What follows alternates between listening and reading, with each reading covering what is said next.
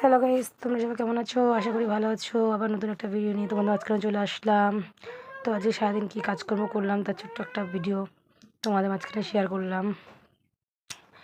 কাজ করলে কাজের শেষ নেই। সকাল থেকে উঠে কাজ করতে করতে দুপুর গড়িয়ে যায়, তাও যেন কাজ শেষ হয় না।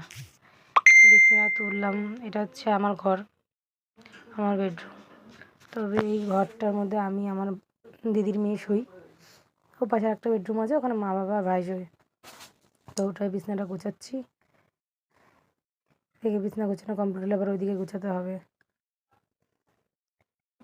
ঘর বাড়ি অবস্থা খারাপ, কাজ এই দিক দিয়ে একদিকে গুছিয়ে পারে না, আর একদিকে বিছিয়ে পারে না এরা। এই ছোট্ট পাখাটা আমার দিদির মেয়ের, মুখে হাওয়া দেওয়ার জন্য। আর একটুখানি হাওয়া খেয়ে নিলাম, গরম লাগছিল।